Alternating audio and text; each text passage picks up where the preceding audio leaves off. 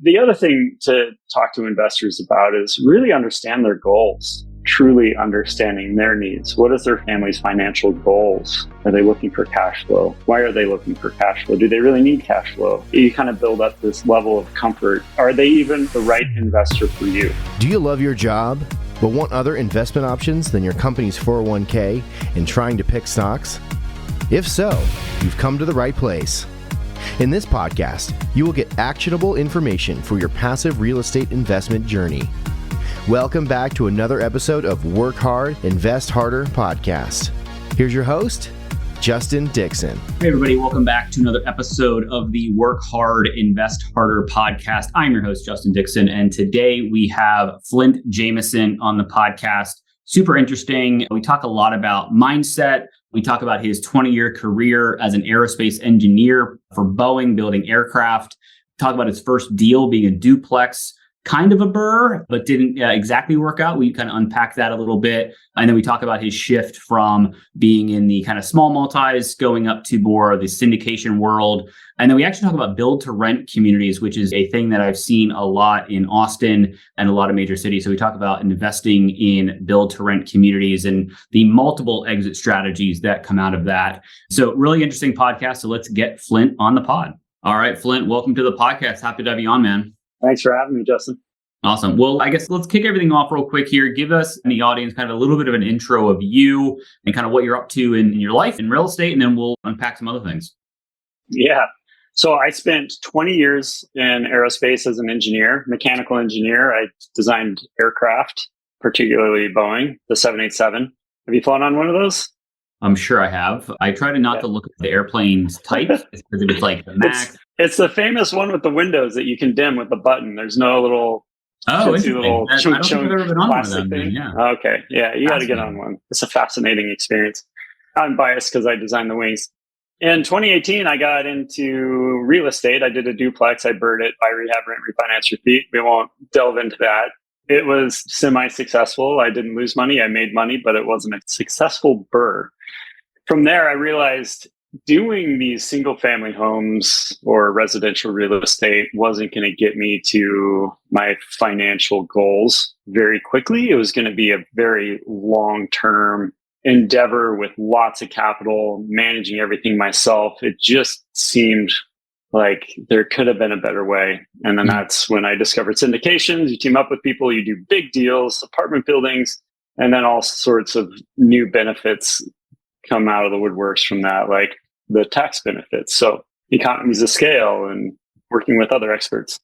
So I've been doing that since, say, 2021. I've got about 1,500 units in my portfolio, both active and passive. You said 1,500? Yep. Got it. So let's start with the first deal you did. You and I started our journeys in real estate the same way, a little bit differently though. We went with duplexes. I guess what caused you to jump into a 2-unit versus what a lot of people do is they know about the single family because they live in a house, right? So they typically start there. Why did you jump to the 2-unit? Well, an opportunity presented itself that I could afford. And so from there, I knew that scaling was better. 2-unit, 3-unit, 4-unit, that would be better. But I was able to buy a distressed asset for $80K. I ended up using hard money to buy that $80K, then spending cash out of my pocket, another $30K to rehab. And after that, why I say it wasn't super successful, the cash out refi was not an option. They basically just refied me for the value that I created. So I ended up selling it a few years later. In the early 2022, at the peak of the market, I sold it right before things started going down. So I made money. Brilliant. So when did you buy that? When did you start the whole journey?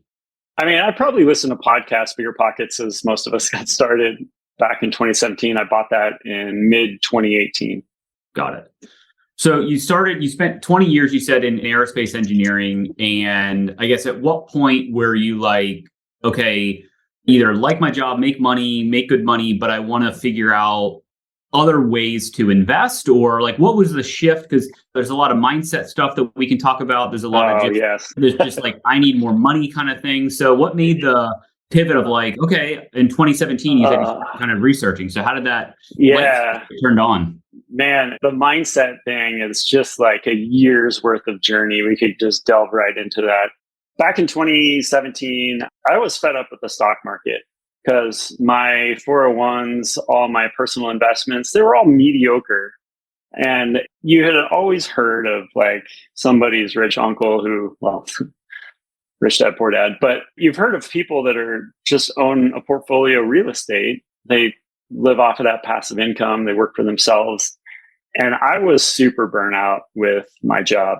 As sexy as being an aircraft engineering is, the daily grind can be a lot of hours. I mean, welcome to being an engineer. You grind away a ton of hours.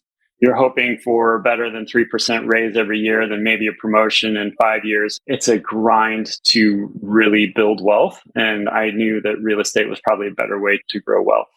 Got it. And so you thought about, okay, what was the first book or kind of podcast, or maybe it was Rich Dad Poor Dad, that kind of was like, that really lit the fire? Because a lot of people think about like, hey, I want to make more money, or I want to think of other options to invest, right? Other than the stock market or your 401k. But you can kind of fall into this analysis paralysis phase of looking at a lot of different things and then not taking action because life happens and you get busy in other things. So like, how did you stick to that next thing was, I need to figure this real estate thing out? I found it quite easy. I was walking my dog every night and I just happened to discover Bigger Pockets. And it just night after night after night, I was just digesting Bigger Pockets. And it was easy because I needed something to listen to. Yeah. And that constant beating of, there's people doing this and they are average Joes. So why can't I figure this out? Yeah. And then I was presented an opportunity to buy this particular duplex. But my mindset transition after that, once you get into the syndication space and you start getting coaches, and all of a sudden my whole world just blows up into something completely new.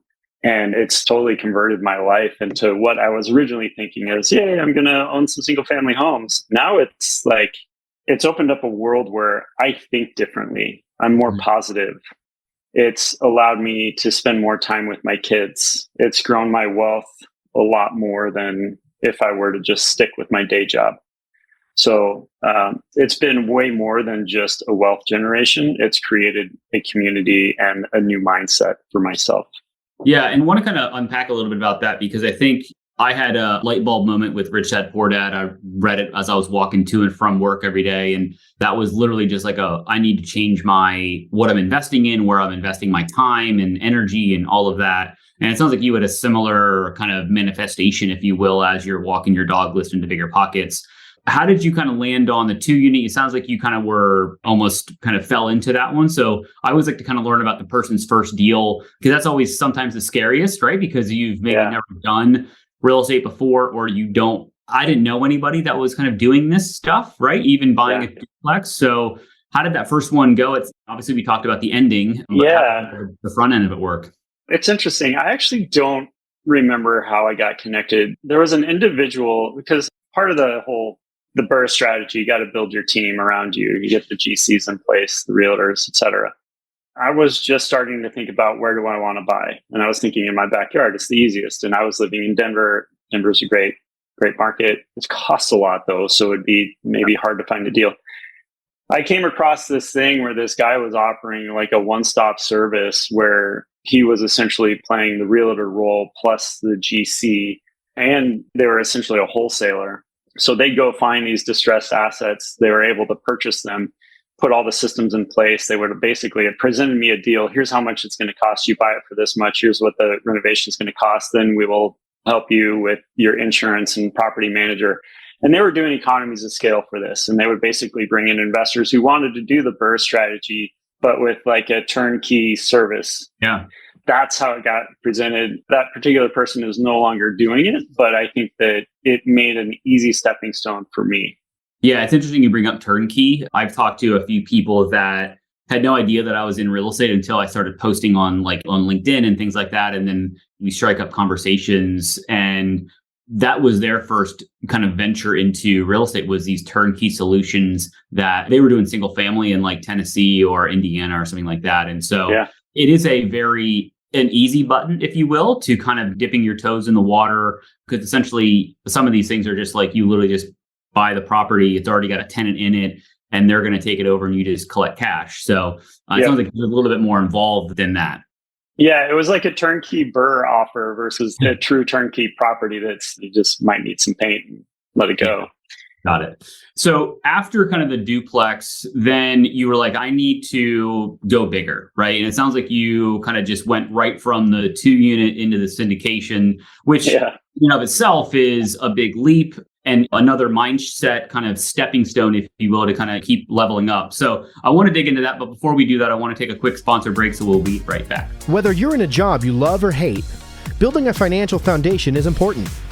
This foundation can support you by providing passive income, stability in an uncertain economy, or the launching pad for you to start your own business.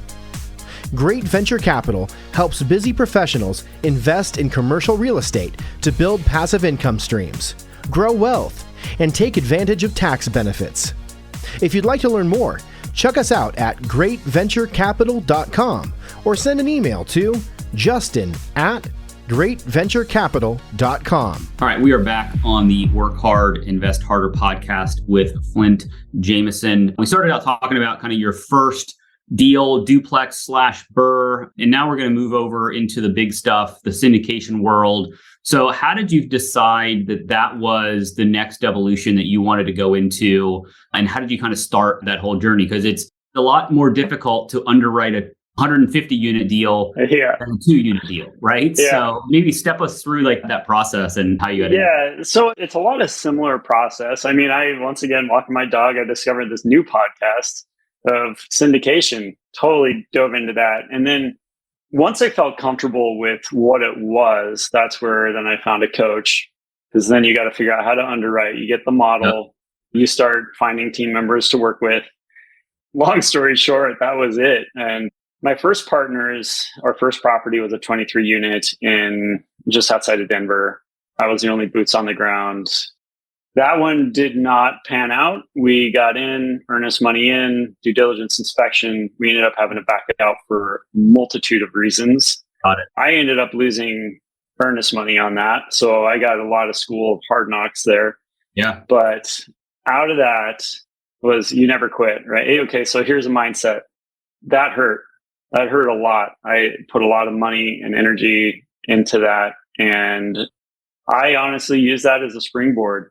They sometimes say as soon as you have your first deal, you skyrocket. Well, I got the law of the first deal, as they call it. Right. I call it the law of the half deal because it gave me a lot of credibility from, I did this and we backed out. We made the right decisions. Yes, it hurt. I'm still moving forward. I doubled down, got another coach, and where we failed, which was one of the failures, was capital raising. Got a capital raising coach. Next thing I know, 3 months later, I am a capital raiser. I got invited on with some other friends I've known for a while who are experienced operators. Then I was on a deal. So a half failure deal to a full deal. And then, that got me into the races.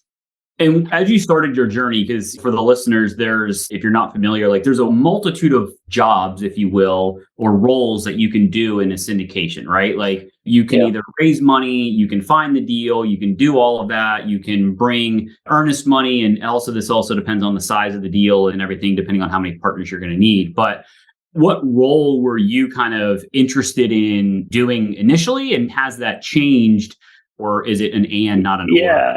There's a lot of ands no matter what, but I would say my niche now is capital raising. And I fell into that. I didn't plan. My plan as an introverted engineer was to be more underwriting / due diligence inspections, especially if I was the guy, the boots on the ground, I could do the property management. And I enjoyed it because I like to build things. If I can build a big deck on my house, I have a good sense of what it takes to renovate and general contracting stuff. Yeah. But that didn't pan out. Now here I am as a capital raiser. So as a W-2 worker working part-time as a syndicator, capital raising actually worked out really well because I could work nights and weekends. Yep. I didn't have to travel. Well, travel was very minimal. It's just something you can do at your desk. And it turns out I was good at it. And it turns out I quite like it. I mean, even as an introvert, I'm an extroverted introvert. So I love speaking with investors. Yeah. And I think it's one of those things, I feel like I'm very similar in being an introvert, but if I'm around people that are talking about fun, cool things, I'm definitely willing to participate in the conversation. And when you start to get into the real estate game, it kind of becomes infectious and you want to talk about it more and more. And so I guess, how did that initial raise go for you? I don't care about the dollars, but asking or presenting deals to people, for me at least, I felt awkward because nobody knew me as a real estate person. Like you had one career path, right? You were an aerospace engineer. I was in recruiting. Everybody knew me as a recruiter, not like this real estate person. So how did you kind of get over that initial awkwardness or uncomfortability to go to people, whether you knew them or didn't, and say, hey, here's a deal that could be interesting for you if you want to invest? It's super awkward, especially with no classic sales training. I mean, you just got to put in the reps. To be honest, there's no way about it other than to go into it. I would highly recommend, though, and I just did this at the beginning of the year. I went and got a sales coach, which was probably the most impactful thing I could have done, because I guess society has taught us what sales kind of looks and smells like. You kind of get the used cars salesman type of thing. I didn't like that. So the way I approached it was, I'm going to educate. And that seemed to work, especially with engineers. Engineers really want to know the details and the numbers. That worked for the most part. But once I educated myself on actual sales tactics that aren't salesy and really understanding the mindset of what a potential investor is looking for, it's a total game changer. Yeah. What are some of the things that you kind of shifted your approach because of this sales coach? I'm just kind of curious what kind of tactics or methodologies, and you don't need to give the secret sauce away, obviously, because I'm always curious about how people are shifting their approach when it comes to capital raising or educating people on the market and all that. I guess there's two things I can give you. One is understanding the DISC profile of people. Are they an introvert? Are they an engineer? All four DISC profiles have a different type of personality that you should understand, because like an engineer is very analytical. You're going to probably want to be more analytical. Some of the decision makers, like you think of a CEO, you got to give them an answer quick. Yep. They don't want to know the nitty gritty. Just get their trust, tell them what they want to know immediately, and move on. The second one, I had another good one to give. I've done the DISC profile many, many times in my life, but I can't remember what all the acronyms are. I have a cheat sheet somewhere around here that I can't pull out quickly. But the other thing to talk to investors about is really understand their goals. Yeah. We love to what we call deal vomit. You were so excited about these deals and these opportunities that we can just provide a great opportunity for people to come to. And we just geek out about it. And we know so much about the deal. We want to talk about the deal. Deal vomit, deal vomit, deal vomit. And that's not really what converts someone. Yeah. What will convert them is truly understanding their needs. What is their family's financial goals? Are they looking for cash flow? Why are they looking for cash flow? Do they really need cash flow? Where's their money coming from? Right? You got to kind of build up this level of comfort. Are they even the right investor for you? Right. Or I think it's a matter of right for them? Yeah. And I think it's a matter of, there's some people that sell a deal. I'm very much let me present you with kind of why I think the deal is interesting. And if it fits into what you think you want to jump into, then that's great. I never want to feel like somebody is wiring money and they feel a little icky that I oversold them on something about the deal. That's just not my approach. And it sounds like you're more in that vein as well. Yeah. Educating.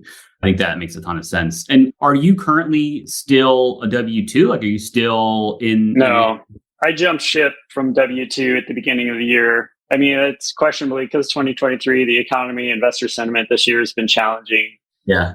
But I mean, I'm sticking to it. Yeah, so deals have come slowly, but we're on a mindset kind of journey here a little bit. So I quit my job to start in my own recruiting business and also focus on real estate in January 2020. We all know how 2020 went. Not a great time to start a recruiting business when nobody's hiring. You quit your job in the beginning of this year. And so I guess, how did you kind of make that decision? How did you and the family kind of decide, okay, this was the date, or how did you prepare yourself for that jump? Yeah. It is a family decision, right? It's not like, hey, I'm going to quit. And then you... Yeah. Aside from the economy, and I mean, even at that time, we weren't sure where the interest rates were going to go and where the economy was going to go, even in early January. The interest rates had gone up, but we didn't realize they'd continue to go up for another 6 months. Right. But based on how much effort I was putting in on nights and weekends, and based on the success I had in the previous year, there needed to be something that had to change in order for me to scale. And the only thing I could change to scale was dropping my day job because I needed to work full time. Yeah. And I actually had a business coach who kind of helped me through the mindset of, is now the right time or not? And he basically said, if you were to go the next 12 months and say you didn't make your goal, where would you go after that? And I said, well, just get another job, I guess, doing what I'm doing. He's like, so your worst case scenario is where you're at right now. I guess it is. Yeah. And at some point you got to think through, like, if you go 12 months and you're only 50% successful with what your goal initially was, would you quit? Like, no, I'm 50% successful. The next year is going to be 150%. Right. So it's just kind of thinking through those things. And you got to put yourself in an uncomfortable position. In order to succeed, you have to be uncomfortable. Yeah. I felt the same way, where I was like, well, I could just stay making good money as a W-2 employee, work my butt off on the nights and weekends and try to make everything work, right? Or I could take a leap of faith and bet on myself. And if it works, great. And I'll keep rolling. If it doesn't, my wife and I set up ourselves so if I didn't make any money that year I quit, like we were not going to be living on the streets or anything like that. So you've got to set yourself up for success that way as well. Yes. It feels weird when you wake up the day after you leave and you're like, well, wait, I don't have to go to work. I have to motivate myself to do the things and get out of bed on time and, all that stuff. But it sounds like you have utilized coaches very well to build your structure, so to speak, to kind of keep yourself kind of motivated and focused and moving in the right direction, it sounds like. Yeah. And I think that's another thing that I learned out of this process is the best investment you can make is in yourself. And that's hiring coaches. There's a lot of people in our industry that, they don't bat an eye at $100,000 coach each year. I'm not at that financial level, but you can get an idea of the financial level of these people doing syndications that $100,000 a year is totally worth it. Because they know that those coaches, they're going to get 10x return on that investment, right? Like this is how they operate. I actually recently got a business coach myself, and I've already started seeing success in just some of the things that I'm focused on and not focused on and all that. It's definitely super helpful. And especially in the syndication game, if you're getting started, like joining a coaching program, there's a ton out there, but some of them have already built in ecosystems of the team that you need to take down these big deals, right? Like you and I can't just go out and buy a 100-unit apartment complex if we've got no liquidity, no net worth, no track record. Like we're not going to get that deal done. You need to kind of find your tribe of people to actually take these deals down. So let's talk a bit more about your 1,500-unit portfolio. Where is it? What type of assets are there? Because it sounds like the first deal you went after was a 23-unit, I think it was. And so a smaller multi. So maybe talk a little bit at a high level about your strategy and type of deals that you've been going after. Yeah, at this point, I'm a little more agnostic to where. Okay. I think the most important part is with whom. So as I became a capital raiser, I like to tell my investors that if the only syndication group is doing value add in Dallas-Fort Worth, that is the only investment you're doing is value add Dallas-Fort Worth. However, those operators are experts in value add Dallas-Fort Worth, but you're not diversifying very much. And so I'm able to pre-vet operators, and a lot of these operators I've known for years, and I can bring them deals all across the country, including I did a fund-to-fund with 3 properties, 2 different states, 3 different cities, 2 different classes, Class A and Class B. So yeah, I'm kind of all over the board on those. And then build to rent. Now I'm doing a new development where we build single family homes with the explicit purpose of keeping it a commercial real estate property. This is a mind shift here. They are single family homes, but the entire community is a commercial property. Like they're all managed. Managed with property managers. You have on-site maintenance. We just say it's like an apartment building, but your renters are in their own single family home. That's right. Yeah. So I want to unpack that because I live in Austin and there's been a number of build to rent communities pop up for sale and also are being built around the outskirts of Austin, just with the sheer number of people that are moving here on a daily basis, it seems. So if I'm a multifamily syndicator, that's been my area of focus. So I get the economics of a 150 unit apartment complex. Is it the same underwriting, the same kind of mindset? Because the 150 units are just scattered throughout? Or how do you think about it as a underwriter and then a return profile? You getting these things as new developments that you're actually developing Yes. now? Or We are building. We are developing. So that's a majorly different kind of return. It's majorly different. Yeah. But the end result is a community of, say, 150 people with your standard. So the end result is essentially the same underwriting. Whereas the development side adds a whole new twist to it on the building and expense and new loan products. And you got to have a builder as part of your team members. So there's a lot that goes on there. There's multiple phases. There's buying land and titles, permits, engineering, and then you get into infrastructure where you do utilities, roads, sidewalks, and then we do what we call vertical, where we start building the homes. So there's several phases in there. In large part, build to rent for investors is a great asset class because there is so much institutional demand. Like the big BlackRock and Blackstone, all those guys, they really want to buy build to rent communities because they're so valuable, but they don't build. So this is where we come in. We can start building and we can syndicate, bring in investors that help us pay for the development. And then you're also buying something at a low cost, right? Land, and you're building things at cost, the houses, to ultimately create something that has a lot of value. So essentially your basis is low and your sale is high and you get a quick return on your money. So you could normally value add, you double your money in say 5 years. That's the golden standard that we go by. With build to rent, you can typically build a property quicker than that and sell it until you can double your money in less than that.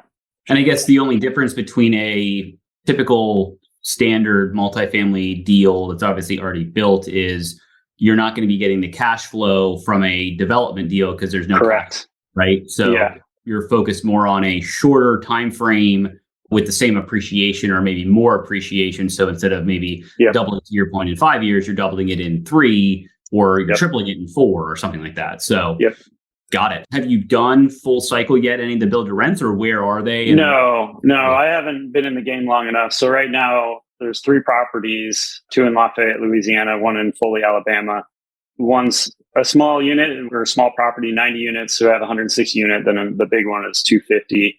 And then I'm now stepping into another group that will be doing Phoenix. So that's an opportunity I'm not going into details on, but those out there who are interested, we will be marketing that deal pretty soon. And are you typically doing 506C deals? So you got to be accredited to get into these things? Yeah, for the build to rent, they are 506C. I do 506B as well. So we'll take sophisticated investors. In large part, those will likely be a value add, not a BTR development. Got it. Yeah, the build to rent is very fascinating because, to your point, you kind of have multiple exits, right? I guess you could theoretically and then operate it as a multifamily. Is there stipulation, and I hate to get too deep here, but is there like stipulation that you can't just start to sell these houses off? Or like, is that an exit strategy where it's like, hey, we can't sell the whole portfolio or the whole property itself, so we're just going to start 150 deals, we're going to start listing houses? Yeah, so I'll take this to both sides of the development. When you get into new development on an apartment building, you can't occupy the building until you get the certificate of occupancy from the engineer, and you have to be 100% complete. So if you build a giant building that holds 50 people, you can't occupy it. When you're building houses, they're all getting completed one after the other, and you can start leasing up. So technically you could start cash flowing sooner. We don't underwrite it. We're going to cash flow. It'll be cherry on the cake when we get there. And then you're right. The exit strategies, we have a lot of opportunities there. It does depend on whether your property is parceled in order to sell off individual houses. But yes, you can absolutely do that. Got it. So if it is just one piece of land, then you'd have to go back and do it after the fact, versus if it's already sectioned out individual, then it's easier just to say, yep, you're lot A and lot A1 and whatever. Got it. Yeah. So, I mean, plan A is to sell the entire thing as one big commercial unit. Right. Plan B, I would say sell off the properties to investors because you already have an infrastructure in place with on-site property management and maintenance. But if you need to start selling off houses, I would sell off like 5 at a time to investors. Hey, here's 5 brand new turnkey homes. And then you sell them off in big chunks. You have on-site management, and it's just kind of like this really great turnkey opportunity. And then I guess option C would be just sell them to individual home buyers and have an HOA. Interesting. So we're recording this in kind of mid-ish September of 23. Obviously, we already talked a little bit about the environment that we're in, high interest rates and all that fun stuff. I guess, what are you seeing, or what's your kind of game plan for this year and maybe 2024? It sounds like you're still fairly active. Are you in buying mode, or what is your kind of take on the market and what to do? Yeah, I'm absolutely in buy mode. We closed on a 94 unit townhome community in May, but the deals coming through are not as prevalent. I've turned a couple down that I didn't necessarily like. I would say it didn't fit in my buy box. I didn't like the location. But yeah, I mean, if you think back in 2008, 2009, and even if you ask investors, if you had the opportunity to go back, would you start buying in 2009, 2010 on a discount? Yes, the interest rates are higher, but you get in on a discounted rate. And this is the opportunity where history is slightly repeating itself. I wouldn't say 2008 is the same as now, but with the chance of getting discounted opportunities, it's there, and the time is now. Yeah. And because you're tied to a handful of operators, are you seeing or are you hearing from them that they're getting access to deals from kind of distressed sellers where maybe they are on bridge debt with floating rate and they need to make a decision on if they're going to exit the deal, sell it, or they're going to try to do a capital call and raise more money from investors? Or what are you kind of hearing on that front? Yeah, I think for the most part this year I've been focused on build to rent. So it's been more new dev, but the 94 unit community, it was just, honestly, the seller was like, this is an asset. We were in Ohio and most of their properties are somewhere else in Western US. They wanted to liquidate it because they didn't want to deal with it anymore. So, I mean, you get all sorts of random cases like that. I've had a lot of friends who have gotten loan assumptions this year. So there's someone, I think, got one in Dallas or Houston at like 3.2%. It was a 300 unit. It was a monster of a property, and they got a 3.2% on it, which is cool.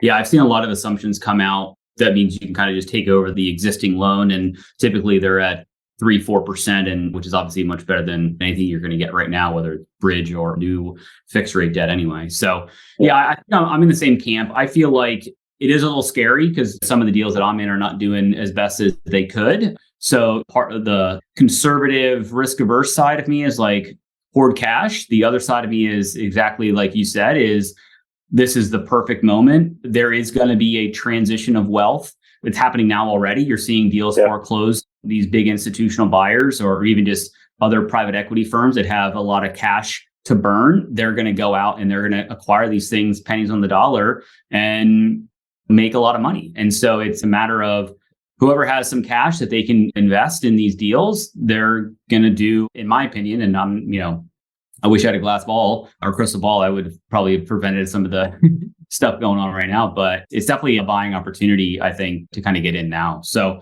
yeah, I hear you. And I think you aren't uncommon. I think it's more common that a lot of us have assets that aren't cash flowing. I mean, some of mine we've held back on distributions because it is the smart decision. The property is in no way going to get foreclosed, but we aren't giving cash flow because it's smarter. Yeah, running a business. Better to be safe than sorry. It's like, hey, do you want me to give you an 8% return and then lose the property in 6 months? Or how about we hold that return? It'll be accruing and then we'll at least keep the property and, everybody will be happy.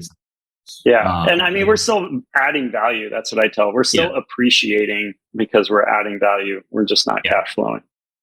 No, I think it makes sense. A lot of the folks that listen to this are either earlier in their real estate journey or they are W-2 workers like you were and had a steady career making good money, and they maybe want different options outside of the typical 401k or stock market. I guess, it sounds like you started with podcasts. And how do you think people should get started if they want to just Obviously, they found this podcast, which is great. But like, what are some of the next steps that maybe you think people can take to continue to further their education and feel more comfortable even being a passive investor, right? Because there's a lot of steps that you need to take to just feel comfortable giving some or investing 50, 100 grand of your hard-earned money. So the first step, and even for those wanting to go active, the biggest thing I have to say is take action. I listened to podcasts for so many months. Looking back, I could have taken action much sooner because especially as an engineer or even a perfectionist, you think that you've got to learn the next thing. You got to be an expert in all things. You got to know it all before you can move. And that's not the case. This is group investing. You got to rely on the team because the team makes it successful. So everyone is an expert in their own right. Even as a passive investor, start talking to us. The thing that helps my investors the most is get on the phone with me because I can get them a tailored education plan. And that just means, hey, it seems like you know this much already. Why don't you go read this book? The number one book I tell people to go read is The Hands-Off Investor by Brian Burke. Okay. It's literally just a book for passive investors and to learn how syndications work, how to ask the right questions and what to look for when you're trying to vet a deal. But it will provide you the education you need to feel more comfortable in actually jumping into a deal. Yeah, I think that's super important because especially if you're passive, you're betting on the person that's bringing you the deal, whether that's a capital raiser and an asset manager like yourself or the actual person that found the deal. So the passive investor is not going to necessarily dig into the underwriting. And yes, they'll obviously have questions, but you've got to feel comfortable with the person on the other side of the Zoom or the other side of the coffee table presenting the information. Yes. Especially if you're talking to a middle person, the person that didn't find the deal, you've got to trust them that they found somebody that they trust, right? So there's kind of 6 degrees of Kevin Bacon here, but you've got to kind of be able to ask the right questions and feel like you can and trust that person is going to be a steward of your capital, because that's effectively what we are, is we're providing an opportunity for people to invest, but we need to make sure that we're doing our diligence to find the right deals as best we possibly can. Yeah, and the only way to get that trust built up is to have more and more exposure with the actual operators. So get on the phone, see our emails, see how we communicate. Do you like us? Ask for past examples. I mean, all of that goes a very long way. I mean, I send past deal decks to investors just so they can wrap their head around what it is we present. Yeah, I do that for every deal that I've worked on. I create a Zoom video of me walking through the deal deck and kind of getting a little bit more context to what each section is. And I send that whenever I have a deal, but also if I talk to people that are interested in getting involved, I send previous ones so they can see and hear some of the jargon, because it's also, you got to educate yourself on some of the jargon and the terms. And then a lot of people will follow up, hey, what did this mean? Or can you show me this? And it just helps to have a visual about an actual deal that went down. So very, very cool. Well, Flint, I've taken up a lot of your time and I really appreciate you taking the time to be on the podcast. I'm going to kind of transition to the end here. I've got a 3-pack of questions I ask every guest. So let's jump into that here. So question one is, what is one piece of advice that got you started or helped you along your real estate investing journey? I think the number one thing is invest in yourself. So get a coach. That and take action. Take action before you think you need to take action. I like it. You already mentioned a book, so maybe pick another one. But what's your favorite real estate or business book that you're into right now? I always do. The book I'm reading at the moment.